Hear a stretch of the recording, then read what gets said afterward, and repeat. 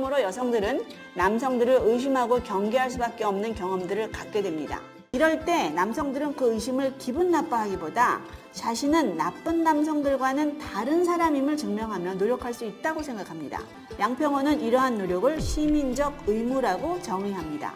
양평원에서 제작한 남성을 잠재적 가해자 취급한 이 영상을 기억하십니까? 이 영상이 논란이 되자 양평원은 남성만 잠재적 가해자라는 게 아니라 성별, 세대, 인종에 따라 누구나 가해자 위치에 설 수 있고 이런 의심을 없애기 위해 노력해달라는 취지였다고 해명했습니다. 여성가족부도 성차별과 성범죄 피해자에 아무래도 여성이 많지만 가해자가 모두 남성으로 생물학적인 남성 여성 프레임에서 가해자와 피해자를 구분하는 것에 동의하기 어렵다고 해명했죠. 한마디로 여성도 가해자가 될 수 있고 남성만이 잠재적 가해자라는 걸 강조한 건 아니다라는 겁니다. 뭐 뻔한 해명이죠. 지금 이 해명들을 잘 기억해 놓으시기 바랍니다. 자, 이제 본론을 시작하겠습니다. 저에게 한 가지 제보 메일이 왔습니다. 양평원과 여가부가 2018년에 만든 폭력예방교육자료라는 책자에서 문제가 될 만한 부분이 많다고 조사해달라는 제보였습니다. 그래서 상세히 조사해봤습니다. 이 책자는 폭력예방 통합교육을 실시하는 전문 강사를 위한 가이드 자료였습니다. 폭력예방 통합교육이란 여가부의 사업으로 폭력 예방에 대해 교육을 받은 전문 강사가 국가, 지자체, 각급 학교를 대상으로 성폭력, 가정폭력 등을 예방하도록 교육을 실시하는 것을 말합니다. 한마디로 페미의 관점에서 폭력 예방 교육을 하는 겁니다. 심지어 이 교육은 의무적으로 받아야 하는 건데요. 이 교육을 실시하는 전문 강사마저도 양평원에서 등록 위촉합니다. 그런데 페미의 관점에서 교육을 실시하려면 어떤 자료가 있어야 하지 않겠습니까? 그래서 양평원은 폭력예방교육 전문 강사를 위한 강의 가이드를 배부합니다. 뭐 이 자료를 보고 교육을 실시하라는 거겠죠. 문제는 이 강의 가이드에 있습니다. 내용이 참 기가 막힙니다. 이 책자 10페이지를 보면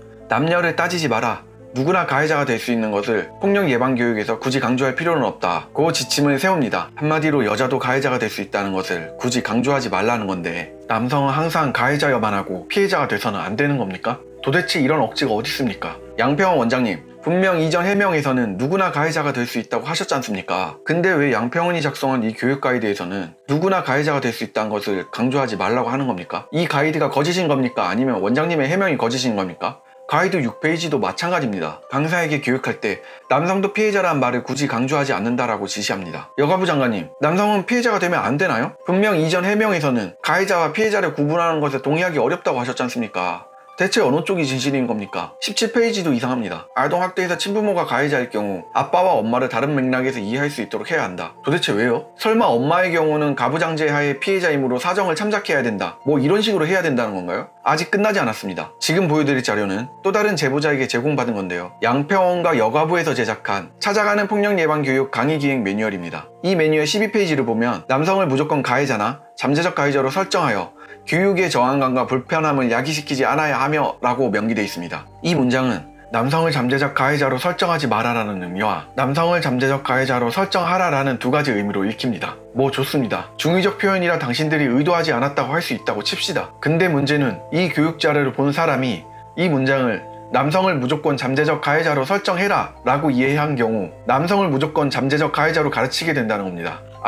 이런 상황을 인지하지 못했다고요? 51페이지를 볼까요? 남자를 잠재적 가해자로 취급하는 이 교육이 불편하다는 항의가 들어올 경우 어떻게 대응하는지 친절하게 알려주네요? 이건 왜 알려주시는 겁니까? 결국 당신들도 이 교육이 남성들로 하여금 남성들은 잠재적 가해자라고 느끼게 한다는 걸 인지하고 있다는 거 아닙니까? 그러니까 이런 식으로 대응 지침을 작성해 놨겠죠. 마지막으로 보여드릴 자료는 2021년 여가부와 양평원이 제작한 성폭력 예방교육 표준 강의안입니다. 이 강의안 16페이지를 보면 2차 피해의 정의에 대해 여성이 성폭력을 당한 이후 추가적으로 피해를 입는 것이라고 말합니다. 한마디로 남성이 추가 피해를 당한 경우는 2차 피해가 아니라는 겁니다. 남성은 사람도 아닙니까? 도대체 왜 남성은 가해자, 여성은 피해자라는 프레임을 짜는 겁니까? 이렇게 해야만 여성 인권이 향상되는 건가요? 어이가 없네. 최근 여가부는 여가부 폐지 여론이 들끓자 여가부는 여성만을 위한 부서가 아니다며 여가부의 존재 의의를 어필했던 거 다들 기억하실 겁니다. 그런데 이런 자료들을 만들어 놓고 여성만을 위한 부서가 아니라고요? 여성가족부와 양평원은 오늘 영상에 대해 반드시 해명해 주십시오. 뭐 해명할 수 있을까 의문이지만